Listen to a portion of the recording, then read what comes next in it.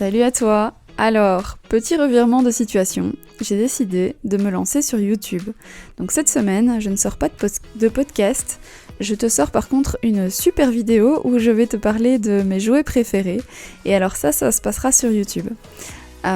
Pour les personnes qui me suivent via le podcast, j'ai décidé de faire une retranscription de l'audio de cette vidéo. Et donc c'est ça que tu vas entendre après cette introduction. Mais n'hésite pas à aller voir sur YouTube si tu veux des images sur cette bande-son. Salut! J'espère que tu vas bien. Voici la voix que tu entends à travers le podcast depuis quelques semaines, de Chien dans l'âme. Alors, qu'est-ce qui se passe? Je change encore de format. Je suis une grande expérimentatrice, hein, moi. J'ai testé le podcast dans le format très court, très propre, enfin j'espère, c'était scripté pour cette raison. Et là, je voudrais tester un autre format qui sera vidéo, donc c'est-à-dire là, avec ma tête, beaucoup moins préparée, beaucoup plus spontanée. J'espère que ce sera plus naturel, plus spontané, plus convivial comme format. Voilà. Et donc, me voici pour cette première vidéo où je t'explique tout ça dans ma voiture avec mon sac derrière moi parce qu'en fait je suis au lavoir. Ma couette est en train d'être lessivée et pendant que j'attends que la machine est terminée, eh bien je réfléchissais à ça et j'ai voulu en profiter pour tourner cette petite vidéo. Donc d'où le sac, hein. Ma couette elle va aller là-dedans quand elle sera terminée. Voilà. J'espère que on va bien s'amuser avec ce petit format. Il est beaucoup plus permissif, c'est-à-dire que ici j'ai plein d'idées que je peux pas faire en podcast ou en tout cas qui ne me plairait pas de faire en podcast, genre des recettes de biscuits pour chiens par exemple. Oui, je viens de remarquer le petit souci de son. Sorry. Alors c'est parti pour la vidéo de la semaine. Cette fois-ci, j'ai choisi de te parler de mes jouets préférés et des jouets préférés de mes chiens. Donc je vais commencer par t'expliquer chacun d'entre eux, dans quel cas ils sont chouettes, comment je joue avec. Et ensuite, je vais te faire un petit tuto tug, où on va faire un tug ensemble. Et je vais te montrer les différentes variantes qu'on peut avoir dans un tug.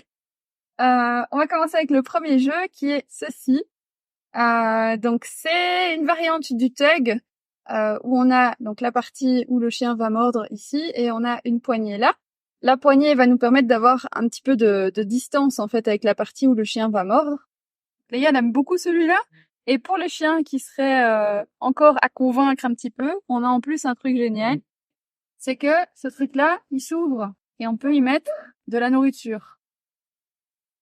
Et avec la nourriture, les chiens qui ont pas le jeu facile, comme Léa elle adore, ça peut leur donner encore plus envie de mordre dessus.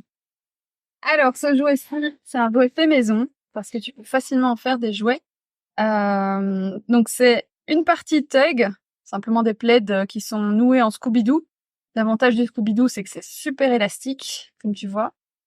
Et ici, on a une partie qui est en fait, c'est un truc dans les magasins discount pour nettoyer derrière les radiateurs. Et donc, ça a des petits froufrous, des petits boudins, là. Et c'est super léger, super souple. Et donc ça, tu l'as fait toi-même? Oui. Et ton chien aime bien jouer avec ça? Oui. Et l'avantage, c'est que c'est un jouet 2 en 1, du coup, parce qu'on a la partie tug et on a la partie froufrou. Et là, on a le jeu préféré de Léa de tous les temps. La balle, mais pas n'importe laquelle parce que Léa elle trouve que les balles de tennis c'est trop lourd et c'est trop grand et comme tu vois j'ai un tout petit gabarit et elle aime cette balle-là, ça la même depuis qu'elle est toute petite, c'est une toute petite balle de chez Action avec des petits picots et ça c'est la vie. Tu m'expliques tes deux jouets en main? Alors ça ce sont mes jouets préférés pour la Hoopers et l'Agility, tout spécialement pour les chiens qui n'aiment pas jouer. Parce que ce sont des jouets dans lesquels on va pouvoir mettre de la nourriture et qui sont très visuels et qu'on peut lancer. Donc l'avantage c'est que des jouets qu'on peut lancer, ce sont des jouets qui vont nous permettre de récompenser à distance, ce qui est très important en Hoopers et en Agility. Donc, j'explique celui-là déjà. Celui-là, on appelle ça une Lotus Ball. On a aussi des Clam Balls qui existent, mais j'en ai pas ici sur moi. Donc c'est une balle qui s'ouvre comme ça avec des scratchs. on met un petit bonbon là au milieu, on referme, et là on peut lancer, et le chien va chercher. Leia, elle aime pas celui-là. Pourquoi? Parce qu'il a des scratchs, et les scratchs, parfois, ça gratte les museaux qui sont un peu sensibles. Ça, c'est le jouet pour Gandalf, qui est moins douillé à ce niveau-là. Celui-ci, ça va être l'alternative pour les chiens comme Leia qui sont un peu douillés du nez, parce que c'est un gros boudin qui est replié sur lui-même. Si j'écarte les deux, là, j'ai un trou. Et dans ce trou, je vais pouvoir pousser un bonbon comme ça. Hop, je le coince entre les deux boudins. Et ensuite, je peux lancer ce truc-là, ça ne tombe pas. Et le chien peut aller chercher le bonbon qu'il y a là-dedans en poussant avec son nez. Et du coup, ça fait pas mal aux petits museaux sensibles. Et donc ta boule de lotus, elle a une autre utilité, tu m'as dit tantôt? Ah oui, donc ça sert pour récompenser à distance parce qu'on peut le lancer, mais ça peut aussi servir de cible. C'est-à-dire qu'on va le déposer au sol à la fin du parcours ou au milieu du parcours, et le chien va y aller et être récompensé à distance de nous sans qu'on l'ait lancé. Donc vraiment juste parce qu'il l'a vu, il a été dessus et il a été chercher son bonbon qui était dans la balle. C'est un moyen de développer l'autonomie du chien en Hoopers Agility. Encore une nouvelle vidéo. Oui, ce sera probablement une autre vidéo aussi. Alors c'est parti pour le tuto, on va faire un petit hug tresse. Donc je commence par sortir mes petites bandes de tissu. Donc soyez créatifs pour ça, ça peut être des vieux t-shirts, des morceaux de plaid bon marché, comme vous voulez.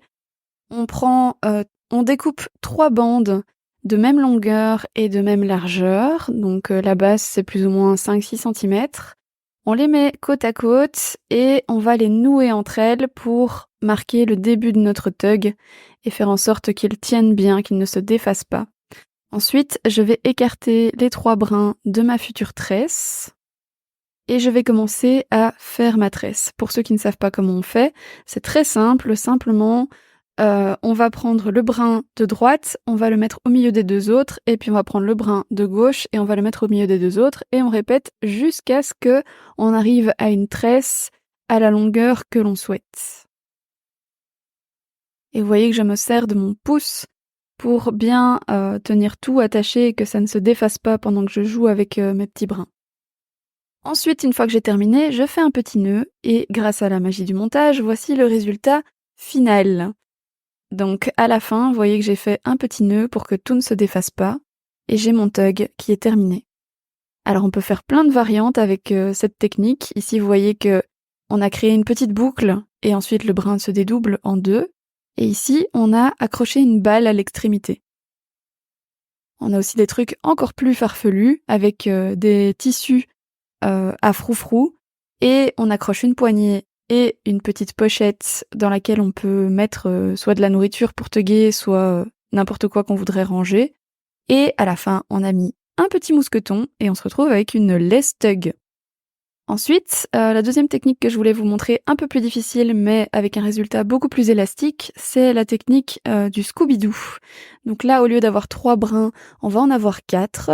Et au lieu de regarder notre tresse en ayant notre tresse à plat sur notre surface, on va avoir le nœud sur le dessous et on va regarder par le dessus. On écarte nos 4 bandes et on va faire des petits ponts. D'abord avec celui du haut et du bas, où ils vont simplement passer au-dessus de tout le reste, et ensuite on va venir avec ceux de gauche et de droite. Donc celui de gauche va venir au-dessus du premier et en dessous du deuxième pont. Voilà, et puis on va venir avec celui de droite, passer dans la petite boucle qui s'est créée dans ma bande brune. Donc on passe au-dessus du blanc et en dessous du brun.